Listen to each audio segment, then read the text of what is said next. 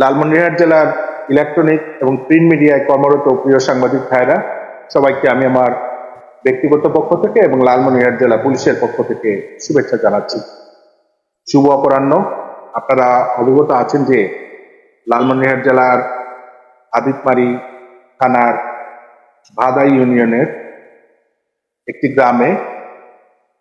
পারিবারিক বিরোধকে অর্থাৎ জমি জমা সংক্রান্ত বিরোধকে কেন্দ্র করে ছোট ভাইয়ের হাতে বড় ভাই খুন হয়েছেন এবং লালমনিরহাট জেলার আদিতমারি থানা পুলিশ ঘটনার সংঘটিত হওয়ার 24 ঘন্টারও কম সময়ের মধ্যে ঘটনায় অভিযুক্ত অর্থাৎ যিনি তার ভাইকে খুন করেছেন মোহাম্মদ রবিউল ইসলামকে গ্রেফতার করতে সক্ষম হয়। 24 ঘন্টার ও কম সময়ের মধ্যে একজন অপরাধীকে গ্রেফতার করার মাধ্যমে লালমনিরহাট জেলা পুলিশ আবারও তাদের সক্ষমতা প্রমাণ করতে সক্ষম হয়েছে এবং লালমনিরহাটের সাধারণ মানুষের কাছে এই বার্তা পৌঁছেছে যে লালমনিরহাট জেলার কোনো নাগরিক কোনো ধরনের অপকর্মের সাথে অন্যায়ের সাথে জড়িত হলে তাকে চিহ্নিত করে আইনের আওতায় আনার প্রয়োজনীয় সক্ষমতা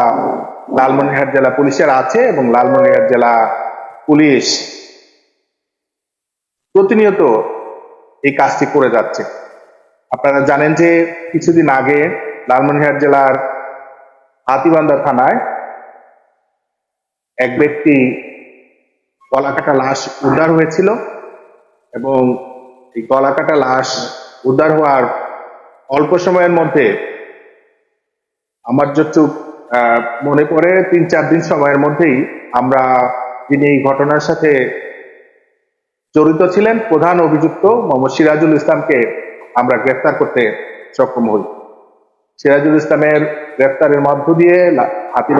হাতীবান্ধা থানার একটি চাঞ্চল্যকর খুনের ঘটনা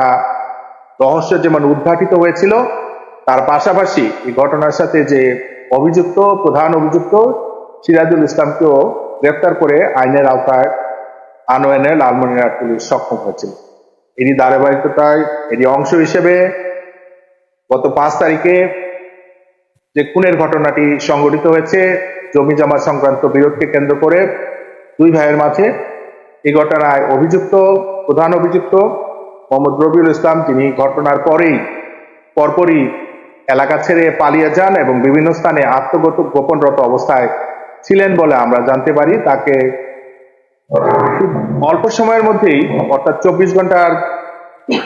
চেয়েও কম সময়ের মধ্যে আমরা গ্রেফতার করতে সক্ষম হই এবং এই গ্রেফতারের মধ্য দিয়ে লালমনিরহাট পুলিশের একটি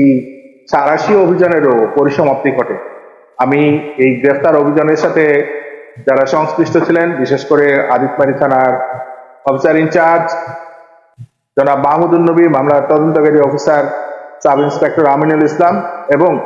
তাদেরকে সার্বক্ষণিক মনিটর এবং তথ্য প্রযুক্তিগত সহায়তা দিয়ে যারা সহযোগিতা করেছেন, আমাদের 2 জন অতিরিক্ত পুলিশ সুপার জনাব মোহাম্মদ আতিকুল হক এবং জনাব মোহাম্মদ আলমগীর রহমান সহ পুলিশ সদর দপ্তরে লালমনিরহাট জেলা পুলিশ অফিসে কর্মরত অন্যান্য অফিসার যারা তাদের প্রযুক্তিগত এবং অন্যান্য সহযোগিতা দিয়ে সহযোগিতা করছেন, আমি তাদের ধন্যবাদ জানাচ্ছি। তো প্রিয় সাংবাদিক ভাইরা, আমরা এই বার্তায় আপনাদের মাধ্যমে সাধারণ মানুষকে দিতে চাই যে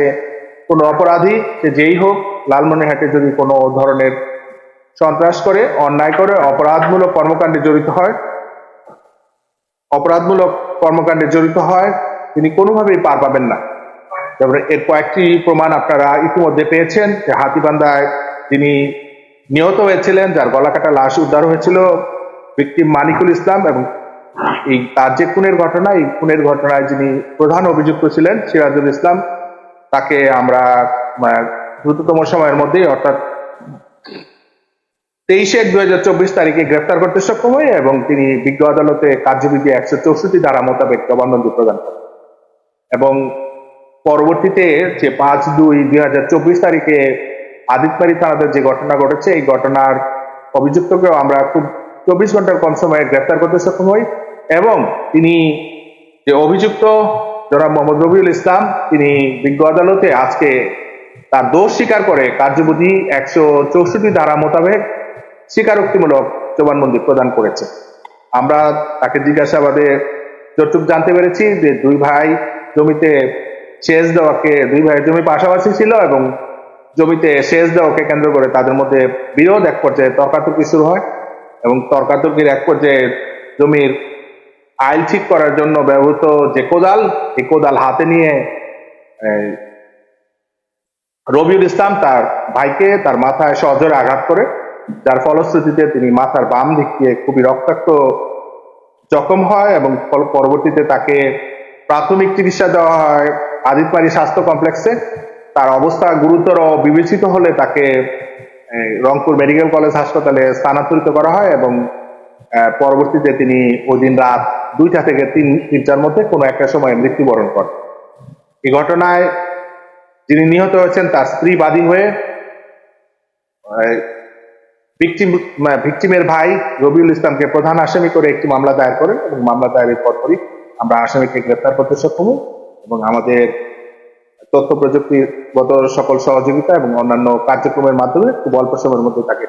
গ্রেফতার করতে সক্ষম হয় এবং তিনি আজকে বিজ্ঞ আদালতে কার্যবিধি 164 ধারা মোতাবেক স্বীকারোক্তিমূলক জবানবন্দি প্রদান করেছেন। এর মধ্য দিয়ে আমাদের একটি সফল অভিযানের পরিসমাপ্তি ঘটেছে